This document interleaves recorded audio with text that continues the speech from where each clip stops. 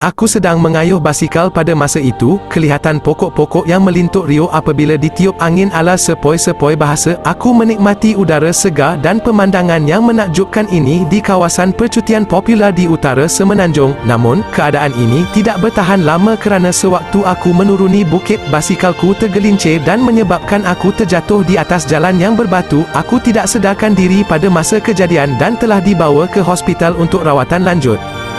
Setelah beberapa hari berada dalam ICU, aku dikatakan dalam keadaan kritikal dan tidak ada harapan untuk diselamatkan. Doktor memberitahu bahawa aku mengalami kerosakan otak yang parah dan memerlukan rawatan intensif yang serapinya untuk memulihkan keadaan fizikal dan mental aku. Keluarga aku sangat terkejut dan tidak dapat menahan rasa sebab dan pilu apabila melihat nasibku yang sedemikian rupa. Namun, mereka tidak mudah mengalah dan berputus asa kerana mereka percaya aku masih mempunyai peluang walaupun doktor menjelaskan peratus kesembuhan aku yang kurang dari 10%.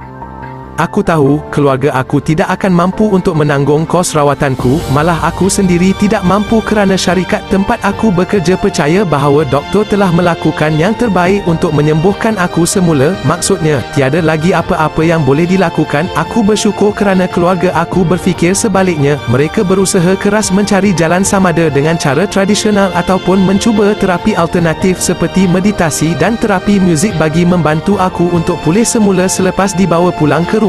Aku puji mereka kerana kesabaran itu kunci kepada perjuanganku untuk sembuh kembali dan menguatkan semangatku untuk bersama mereka semula seperti sebelumnya.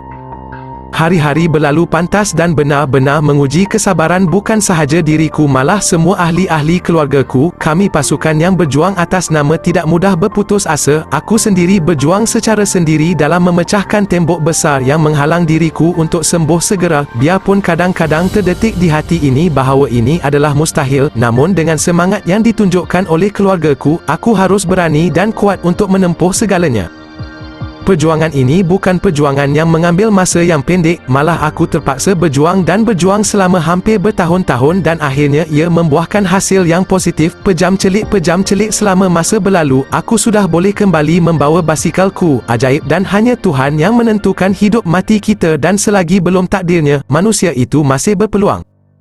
Untuk kembali semula mengayuh basikal ini, bukanlah suatu proses yang mudah kerana aku dan keluarga bersama-sama berjuang untuk kesembuhanku. Sudah semestinya ia amat memenatkan mental dan fizikal. Proses penyembuhan ini memerlukan usaha keras dan kesabaran yang jitu. Setimpal dengan hasilnya, satu perkara yang aku belajar adalah dalam kehidupan kita, kadang-kadang untuk mencapai sesuatu yang baik itu perlukan pengorbanan sebelum kita mampu untuk mencapainya. Selain itu, tanpa sokongan keluargaku, aku tidak mungkin mampu untuk mengharunginya.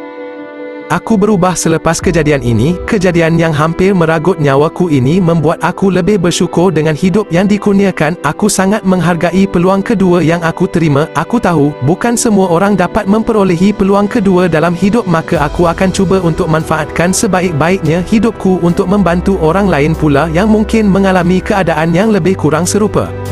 Apa yang aku belajar dari pengalaman ini adalah proses penyembuhan itu memerlukan usaha keras dan kesabaran yang tinggi demi untuk pulih semula, bukan sahaja untuk diri sendiri, tetapi harapan keluarga yang sangat tinggi untuk melihat aku menjalani kehidupan normal semula. Sokongan mereka merupakan senjata utama untuk aku membakar semangat dalaman untuk bersama-sama berjuang untuk hidup. Apa yang pasti, kejadian buruk yang berlaku ada hikmahnya kerana kita akan lebih bersyukur dengan hidup yang kita miliki. Kita lebih menghargainya lebih daripada kebiasaannya, membuat kita jadi kuat mental dan emosi dan akhir sekali mampu mengubah kita menjadi seorang yang positif dan berjiwa kental untuk meneruskan kehidupan buat kali kedua.